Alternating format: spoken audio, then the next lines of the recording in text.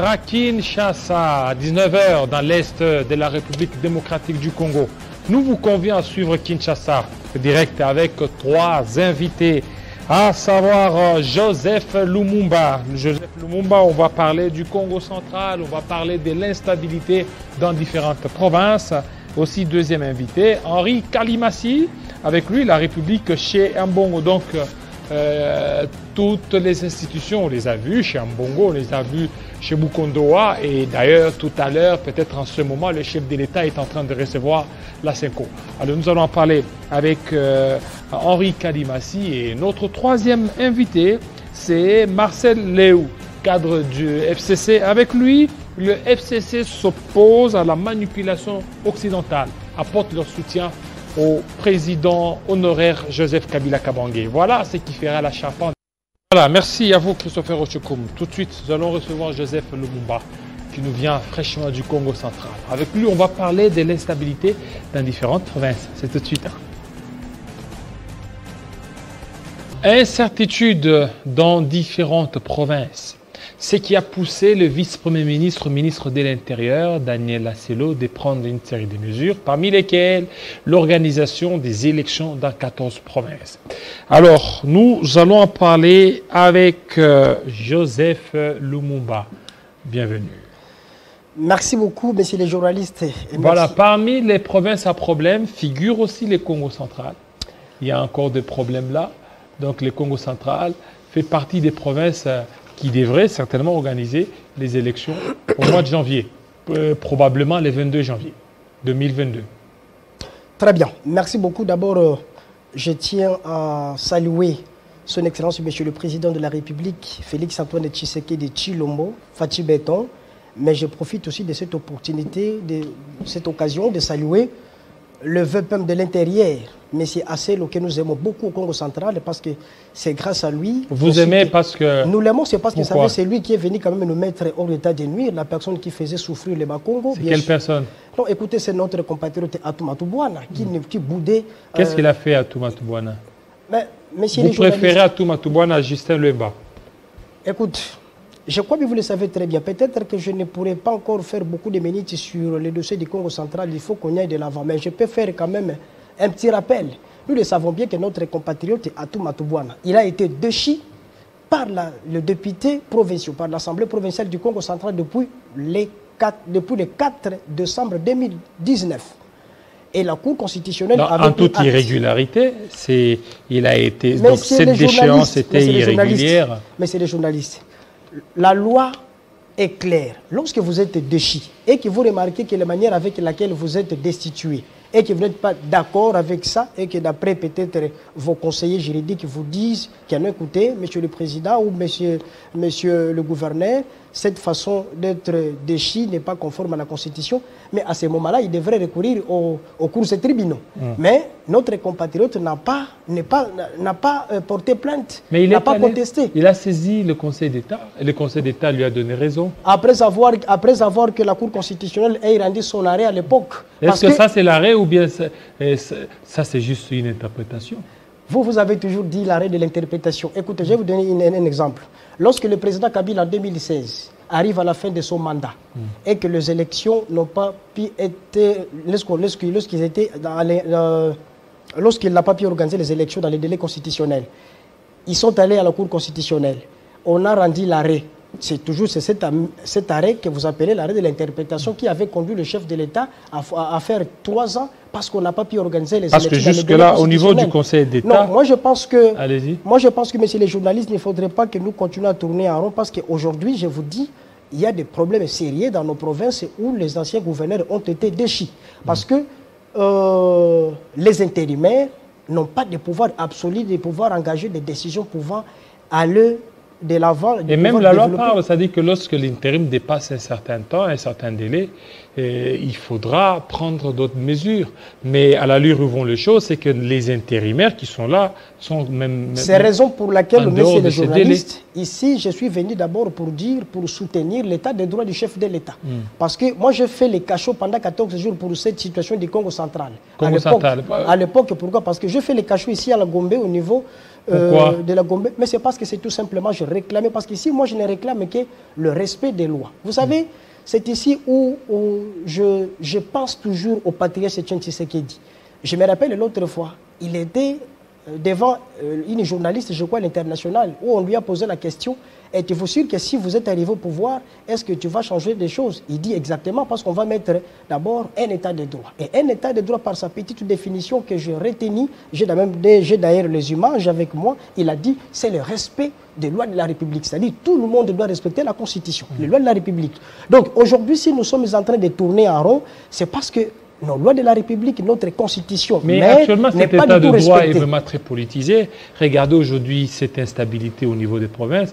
C'est parce qu'il y a une politisation de certaines provinces. Lorsque la politique s'invite, et voilà, les dégâts. Voilà ces raisons pour lesquelles aujourd'hui, nous devons faire la part des choses. Moi, je n'interpelle que le chef de l'État qui est le garant du bon fonctionnement des institutions de la République. Parce que ces instabilités des provinces, parce qu'il y en a plusieurs, n'aide pas le chef de l'État à réussir à son mandat. Et donc, je ne sais pas, dans l'entourage du chef de l'État, s'il n'y a pas quand même ne fût-ce qu'un seul conseiller qui peut dire au président de la République, non, monsieur le président, en votre qualité de garant du bon fonctionnement des institutions, si vous pouvez mettre fait dans cette histoire, c'est bien sûr qu'il ne peut pas s'ingérer aux affaires, mais du moins c'est que nous savons, au cas du Congo central. Vous savez qu'aujourd'hui, nous étions très contents lorsque la CENI avait rendu public le calendrier organisant l'élection des nouveaux gouverneurs dans les 14 provinces. Nous étions très contents. On dit qu'écoutez, voilà, maintenant les choses maintenant veulent aller de l'avant. Mais malheureusement, après petit temps, le gouvernement demande encore à la CENI de reporter les élections dans un calendrier grec. J'ai dit, mais écoutez, c'est quoi ça? Alors, nous avons remarqué que c'est toujours les dossiers du Congo central qui bloquent. Alors, dans ces dossiers du Congo central, les choses sont claires comme de l'eau claire dans un verre clair. Mais c'est tout simplement qu'il y a un petit groupe skill qui ne veut pas la réussite du mandat du chef de l'État qui tire les choses en longueur. Ce sont parce que, comment vous pouvez comprendre, messieurs les journalistes, la Cour constitutionnelle rend son arrêt pour dire, écoutez, messieurs, vous avez été déchus conformément à la Constitution. Nous avons remarqué que vous ne pouvez plus être au pouvoir. Vous ne pouvez plus rester au pouvoir. Et à l'époque, c'était le 13 juillet 2020, le procureur général près la Cour constitutionnelle, M. Jean-Paul Mouko-Konkokesha, va écrire à M. Atou pour dire, monsieur, vous ne pouvez plus rester là-bas parce que la Constitution de la République ne vous permet plus. Mais ce qui nous a étonné, M. Atou a boudé même le PGR, la lettre du PGR. Oui, c'est une réplique, c'est ça l'état de droit. Réplique l'état de droit. Oui, il a répliqué au PGR. Et puis, ce qui est très grave, tout en lui répondant qu'on vous a induit en erreur. Ah donc, quelqu'un qui est bien outillé à la matière avec une expérience de plus de 20 ans. Alors, que dire alors du Conseil d'État? Que dire du Conseil? Parce que le Conseil d'État demande à ce qu'on mette fin à l'intérim au niveau du Congo central. Moi, je pense que pour le Conseil d'État, je ne suis pas contre tout ce qu'ils font là. Mais à ma connaissance, avec ces documents que j'ai avec moi ici, qui est la Constitution de la République, que je considère la Bible, qui est la boussole, l'article 168 est clair. Lorsque la Cour constitutionnelle rend son arrêt, il n'y a personne qui peut encore dire A ou O sur cet arrêt. Et donc moi je pense que, heureusement que nous avons le VPM de l'intérieur, très bien outillé, expert en la matière, c'est lui qui s'est étonné lorsqu'il est arrivé en disant mais comment ce monsieur est resté au pouvoir pendant qu'il a été déjà déchu et puis la Constitution a mis fin sur son dossier. Et donc, je crois bien, l'arrêt de la Cour constitutionnelle est au-dessus des arrêts ou des décisions de toute juridiction parce que l'arrêt de la Cour constitutionnelle, c'est elle qui est au-dessus. Ces arrêts ne sont opposable, même le président de la République n'a pas le pouvoir de s'opposer aux ordres de la Cour constitutionnelle. Donc aujourd'hui, ce que nous demandons, c'est l'organisation de l'élection des gouverneurs, parce que d'autres provinces, il faut comprendre que les choses ne marchent pas. Or, le Congo central, je crois que vous le savez très bien, c'est une province de l'opposition. Alors, de l'opposition. Souvent là. Oui, mais actuellement, ceux qui sont là, la plupart non, sont j'en viens, attendez, j'en viens. Les candidats qui sont là, ce sont ceux de... Je continue à expliquer. D'abord, je continue à expliquer. Allez-y. D'abord, je salue tous les potentiels candidats gouverneurs au Congo central. Je leur souhaite une très bonne chance. Mais pourquoi vous n'êtes pas candidat? Alors aujourd'hui, vous dites? Pourquoi vous n'êtes pas candidat? Moi, candidat, non, écoutez, moi je pense que ce n'est pas encore le moment. Nous allons soutenir d'abord les Bambouta qui sont là. Mon tour viendra. Et vous allez soutenir quel candidat? Ce n'est pas le moment de vous dire, mais c'est les journalistes. Je dis ceci. Mais il y en a autant. Hein? J'en viens. Je dis, oui, tout le monde est candidat. Je dis, je leur souhaite d'abord, il faut comprendre que l'élection, d'abord les calendriers, c'est que nous attendons la publication du calendrier réaménagé qui nous a été promis par M. Kadima que je salue, que je souhaite bon travail, malgré qu'il y a des petits problèmes, et je sais que nous allons les résoudre parce que nous sommes des Congolais tous. Et je lui souhaite bon travail et je lui demande, en tant que le patron d'une institution la plus démocratique indépendante, de pouvoir nous promulguer un calendrier réaménagé parce qu'il nous avait promis depuis le 2 de ce mois, aujourd'hui 21 jours, 3 semaines. Et le calendrier bloque. Bon, je sais que c'est la politique qui interfère dans cette histoire. Ça, c'est mon point de vue, mon analyse. Mais je demande à tous les politiciens congolais, que ce soit de l'opposition, de la majorité, de pouvoir cesser d'interférer parce que la situation ne marche pas. Vous le savez bien que la fois passée, quand j'avais entendu et qu'au niveau des Kasaï, nos compatriotes kassaïens se vident de leur province pour aller se réfugier dans d'autres provinces à cause de la famine, c'est pratiquement impossible. J'ai encore entendu au niveau des Bandundu, il y a la famine qui frappe là-bas parce que l'un des patrons des ONG de la place qui a effectué un tour là-bas que j'ai suivi sur Top Congo. Et tous ces problèmes, moi je pense que ça n'accompagne pas la réussite du mandat du chef de l'État. Or, le mandat du chef de l'État ne peut qu'être une réussite, c'est lorsque les provinces, dans son ensemble, sont dirigées par des gouverneurs conscients, expérimentés, capables, soucieux, et ceux qui répondent aux visions du chef de l'État qui est de servir le peuple d'abord. Et nous, au Congo central, moi, en ma qualité d'un jeune leader et défenseur de l'État de droit, et chargé de communication et porte-parole de la coalition des jeunes leaders conscients pour les intérêts du Congo central, cette coalition dirigée par notre compatriote Flori Mbadou, que je salue, nous sommes prêts de soutenir le président de la République. Parce que je vous dis que le Congo central, souvent, nage dans l'opposition.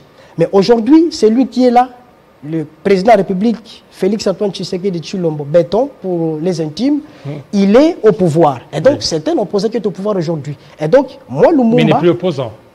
Oui, mais je crois que vous le connaissez, que c'est lui qui est maintenant au pouvoir aujourd'hui. Donc c'était l'ancienne opposition avec qui moi j'étais membre de RASOP quand lui il était le président de RASOP. Et donc moi j'ai tout intérêt de soutenir le chef de l'État. Si moi chaque fois je m'oppose quand je trouve qu'il y a quelque chose qui ne marche pas, ce n'est pas parce que je n'aime pas le chef de l'État, mais du moins je ne veux pas son échec parce que son échec aussi c'est mon échec. Parce que moi et lui nous étions des opposants du président Kabila. Nous lui reprochions beaucoup de choses à l'époque.